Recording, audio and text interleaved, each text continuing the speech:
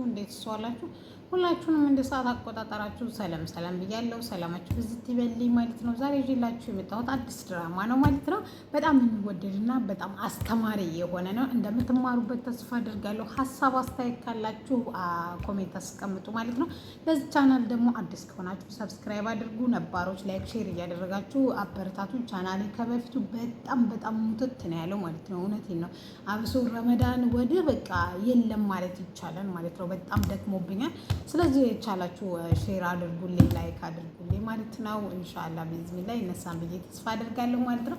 ዛሬ እንግዲህ ማሬ የተሰኘው ድራማ ክፍል 3 ይዤላችሁ መጥቻለሁ ማለት ነው። እንግዲህ ማሬ ማለት ነው ክፍለ ሀገር የምትኖረ አንድ ልጅ ያላት ስትሆን ፍቅረኛዋ ወይም ባሏ የሚወዳት የምትወደው ሲሆን ነገር ግን እሷ ናት እንጂ የምትወደው እሱ አልነበረም። በተቃራኒው ደግሞ እናትና አባቶቿ ማለቴ አንድ ሰው እና ማለቴ አሁን ተጋብተው ከዛ የተወለዱ ልጆች አሉ። ከዛ ደግሞ ያኔ እናቶቻቸው የተለያዩ አንድ አባት የሆኑ አሉ። አባታቸው በጣም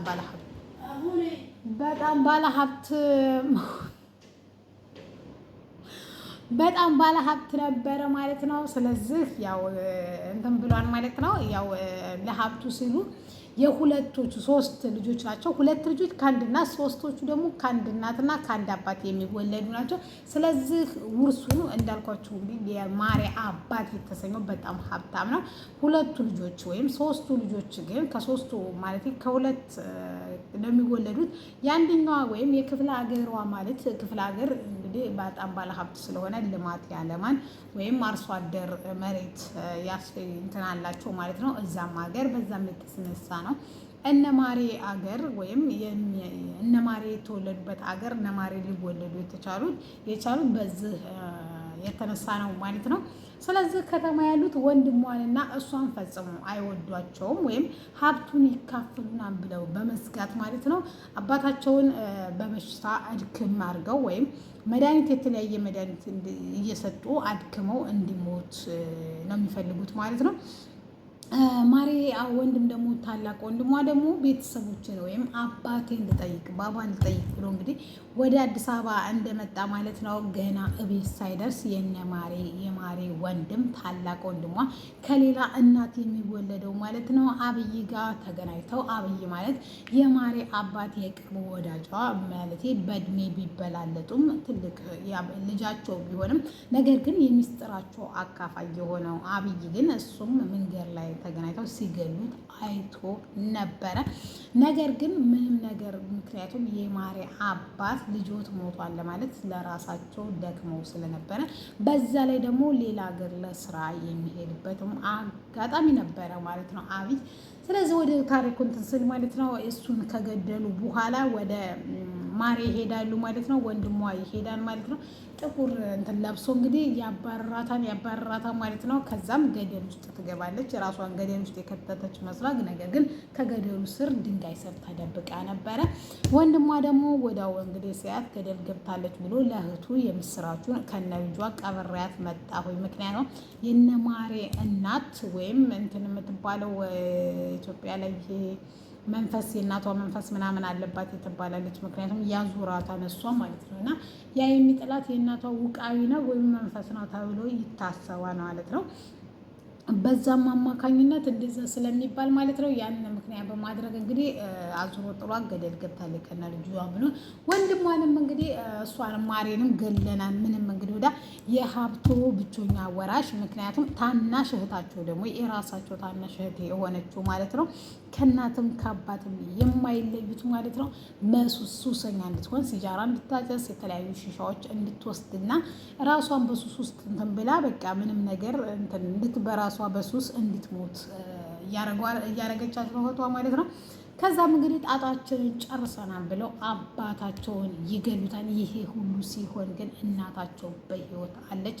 ያው የስግብግብነትና የመሬት በጣም ባለ ሀብት ነው አባታቸው። ነገር ግን አልጠግብ ሲጠፋ አደረ እንደሚባለው ማለት ነው። በጣም ነው የሚያሳዝነው። የምሬ ነው። ይሄ አባት በህይወት እያለ አባትነትን ትቶ ሀብትን መምረጥ በጣም ያሳፍራል ማለት ነው በእውነት እና በጣም ትማሩበታላችሁ ብዬ ነው ያመጣሁት ማለት ነው። ስለዚህ ማሬ ደግሞ አላወቀችም ነበረ ከጓደኛዋ በቃ ብር ተበድራ ወደ መናኸሪያ ሄዳ ወደ ቤት ትገባለች። ወደ ቤት ስትሄድ ግን ማሬንም ወንድሟንም ገለናን ብለው አባታቸውን ራሳቸው ገለውት ነበረ ማለት ነው። አብይ ግን አግኝቷቸው ነበረ ማለት ነው። አብይ እሳቸውን አግኝቶ ሲመለስ ማሬ ስትመጣ ያያን ማለት ነው። የአቶ ግርማ ቤት የት ነው? ግርማ ማለት እንግዲህ የማሬ አባት ወይም ባለ ሀብቱ ሰውዬ ነው ማለት ነው። ወደ ቤት ስትገባ ማለት ነው ምን ታደርገዋለች እንግዲህ ማሬ ነሽ እንዲህ ምናምን ብሎ አብይ እንግዲህ ይተዋወቃታል። አዎ ታውቀኛለህ እንደ ስለ አዎ በስም አቅሻለሁ ብሎ እንግዲህ በጣም አዝኖ የአባቷ ሞት ቀብርለት እንግዲህ ማሬ ከክፍለ ሀገር ልትመጣ ትችላለች ማለት ነው። ጋይስ በጣም ነው የሚያሳዝነው።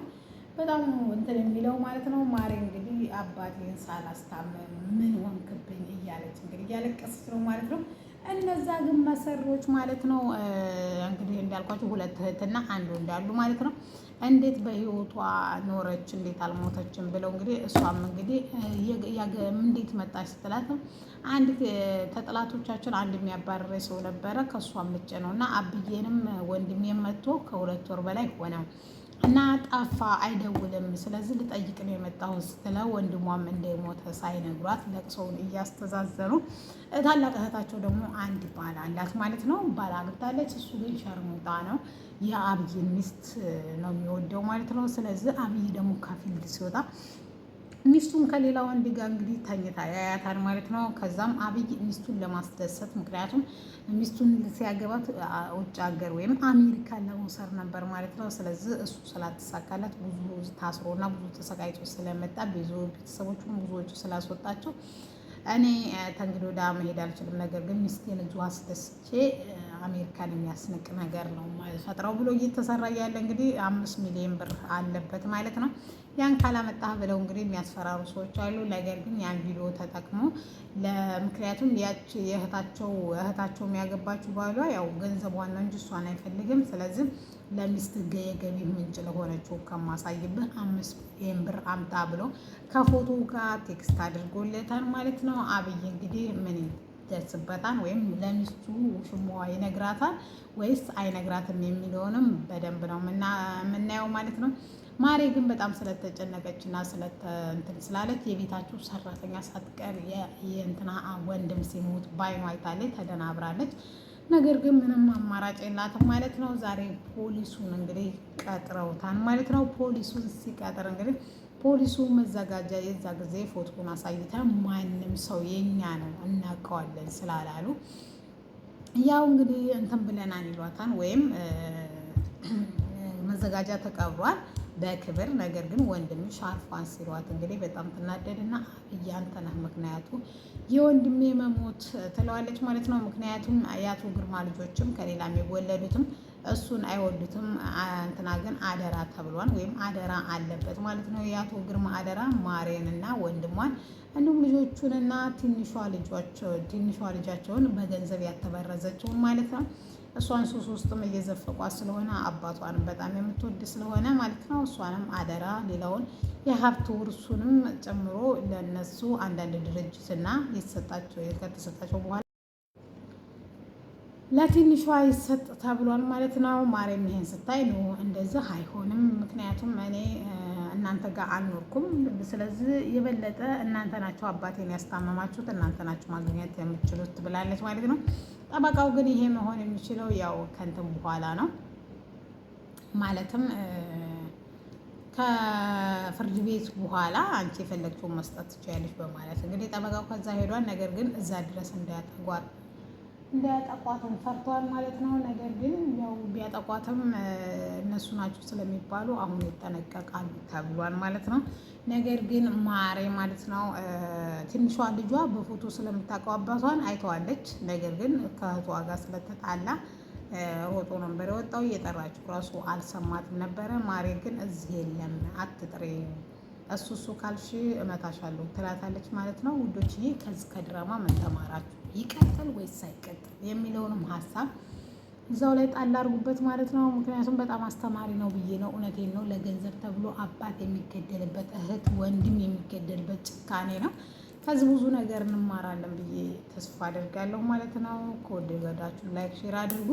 አብይስ ራሱን እንዴት ነፃ ያወጣል? ምክንያቱም ሚስቱም እንደዚህ አይነት ናት። እሷ አሁን ያን ገንዘብ ለማስከፈል ነው ይህን ሲስተም እየተጠቀመ ያለው። ነገር ግን አሁን ማሬንም የሆነ ያጠቋታን ብዬ እፈራለሁ። ከማጥቃትም ወደ ኋላ አይሉም ጠበቃውና አብይ እንግዲህ የሆነ ነገር ካላደረጉ ማለት ነው። ውዶች እንግዲህ ለዛሬ ይሄን ይመስላል። ከወደዳችሁ ላይክ ሼር አድርጎ ድራማውን ቀጥይበት የምትሉም ኮሜንት አስቀምጡልኝ ማለት ነው። ሀሳብ አስተያየት እንደዚህ ቢሆን የምትሉ ካላችሁትም እንደዛው ኮሜንት አስቀምጡ ማለት ነው። ለዛሬ ነበረን እዚህ ጋር በቃ ፍርድና የተከበራችሁ የፍቅር ጎጆ ቤተሰቦች ወዳችሁ ፈቅዳችሁ ስለምትከታተሉ ከልብ አመሰግናለሁ ማለት ነው። ዛሬ እንግዲህ መጥቼላችሁ ነበረ። አመሰግናለሁ።